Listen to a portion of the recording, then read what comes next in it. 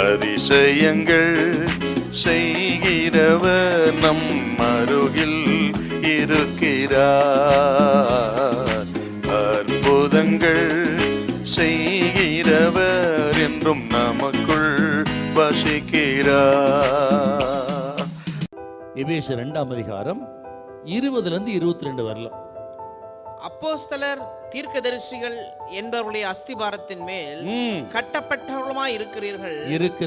அதற்கு இயேசு கிறிஸ்துதாமே மூலைக்கல்லாய் இருக்கிறார். அது இயேசு கிறிஸ்துதாமே மூலைக்கல்லாய் இருக்கிறார். அவர் மேல் மாளிகை முழுவதும் இசைவாய் இணைக்கப்பட்டு கர்த்தருக்குள் பரிசுத்த ஆலயமாக எழும்புகிறது.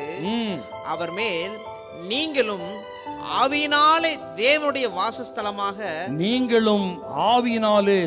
வாசஸ்தலமாக கூட்டி கட்டப்பட்டு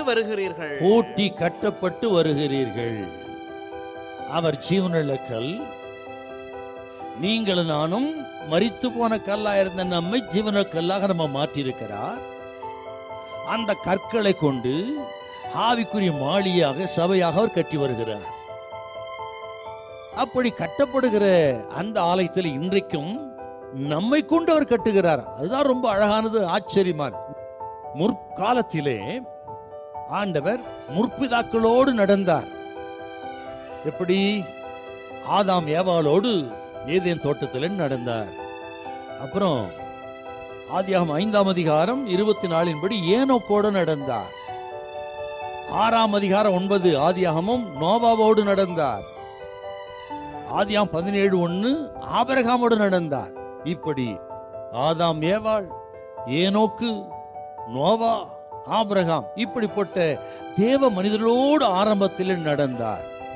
பிறகு எகிப்து இஸ்ரவேல் ஜனம் கானான் தேசத்துக்கு வந்த பொழுது வனாந்தரத்தில் ஆசரிப்பு கூடாரத்தை கட்டும்படி சொல்ல ஆசரிப்பு கூடாரத்தில் வந்து வாசமாயிருந்தார்.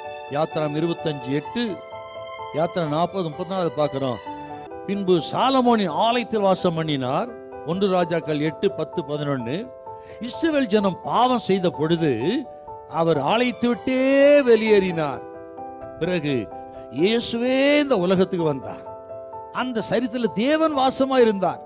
அப்படிப்பட்ட ஆண்டவரின் சரீரத்தை சிலுவைக்கு ஒப்பு கொடுத்தார்கள். இப்பொழுது ஆண்டவராகி இயேசு கிறிஸ்து நமக்குள்ளே வந்து வாசம் பண்ணி நம்மையே ஆலயமாய் மாற்றி விட்டார்.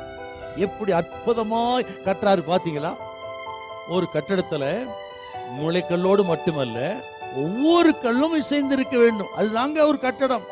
அதை போல் தான் சபையும் இயேசுவோடு இணைந்திருப்பது மட்டுமல்ல, திருச்சபையில ஜீவனுள்ள கல்லா இருக்கு நாம் எல்லாரும் ஒவ்வொரு கல்லோடு ஒன்று இணைந்து இருக்கணும். அதுதாங்க சபை. ஆகவே கேட்கிற கத்திரி பிள்ளைகளை பக்தி விருச்சிக்கான நல்ல வார்த்தையை பேசுங்க, விசுவாச வார்த்தையை பேசுங்க.